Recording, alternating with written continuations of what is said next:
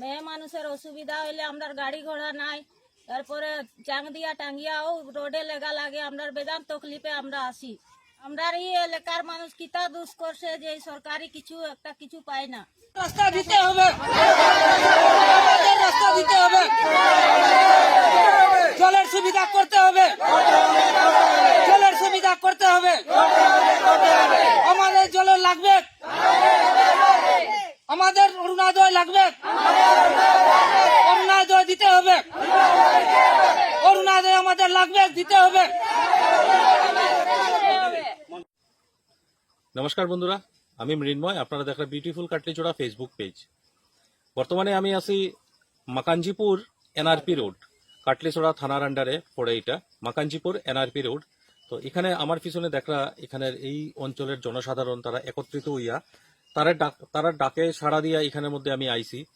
তারার কয়েকটা দাবি আছে, যেমন তারার এখানের মধ্যে রাস্তাঘাটের একদমই খারাপ, রাস্তার কন্ডিশন খুবই খারাপ। তারার এখানের মধ্যে স্বচ্ছ পানীয় জল খেউরের ঘরেই নাই।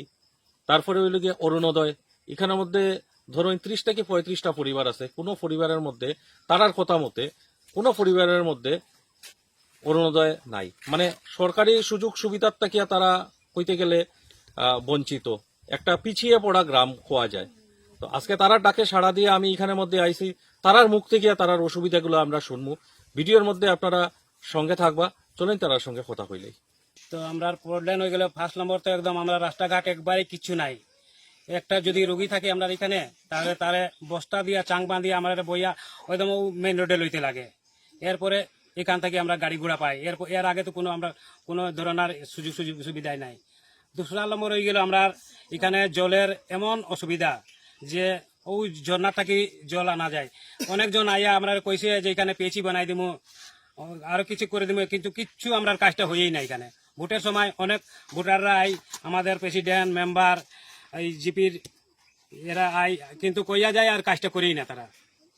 ভোটের সময় আবার পরে খালি ভোটের সময় আয়, ভোটের বাদে কেউ নাই, আর আমরা কিচ্ছু করে না একবারই। 2 নম্বর দেখুন আমরা এই যে মন্দির একটা, এই যে মন্দিরটা আমরা দেখো কিরকম ভাঙ্গা ভঙ্গি, সব আইয়া কই যে মন্দির বানাই দেবো, এরপরে আমরা কিচ্ছু করে না। এই এমন আমরা সমস্যায় পড়িয়া রয়েছি এখানে। এখানে আমরা আপনারা কত পরিবার আছেন? 30-35 পরিবার আছে। সরকারি সুযোগ সুবিধা কিচ্ছু পাই না, যাতে একবারে কিছু নাই। ওই তো আইয়া ঘর থেকে নিয়ে গেল তারা যে তোমরা অরুণোদয় ঢুকি দিব, কাগজপত্র নিয়ে গেলে এখন বলে আমরা কাগজের কোনো লিস্টে আইসে না। কে লইয়া গেছে কাগজ? আমরা মেম্বারে লই গেছে। মেম্বারের নাম কিটা? পিন্টু রায়। আচ্ছা, নমস্কার।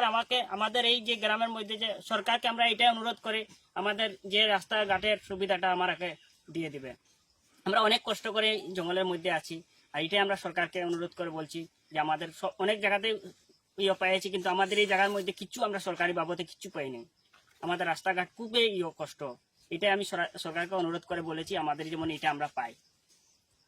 আর আমরা তো অনেককে বলেছি, কিন্তু অনেকে তো দেখে নেই। আমরা এখন সরকারকে আমরা ডাইরেক্ট বলছি, এটাই আমাদের অনুরোধ। যেমন আমাদের এই রাস্তাঘাট, আমাদের মা বোনরা খুবই কষ্ট করে কাজ কাম করে বাগানে যায়, এই রাস্তাঘাট আমাদের খুব জায়গা নাই, কিন্তু এই জায়গার মধ্যে অনেকে আসার পরে বলে যে এই জায়গাটা সুন্দর হবে, এইভাবে হবে, ওইভাবে হবে, কিন্তু জায়গার মধ্যে আসার পরে কেউ ভোট যাওয়ার পরে আর আমাদের সাথে কেউ যোগাযোগ করে নাই।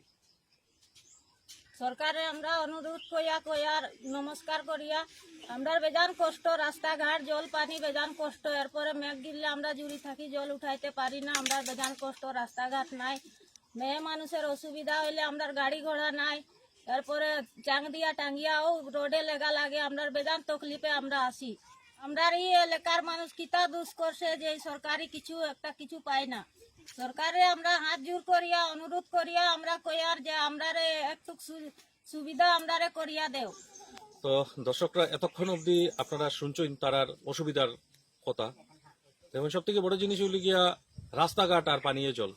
এখানেও তারার কথা অনুযায়ী কেউর বাসার মধ্যে স্বচ্ছ পানীয় জলের ব্যবস্থা নাই। যারা এখানে মহিলারা আপনারা পিছে দেখরা তারার কথাও শুনছেন যে তারা মানে একদম পাহাড়ের নিচ থেকে গিয়া তারা ঝর্ণার জলটা আনে।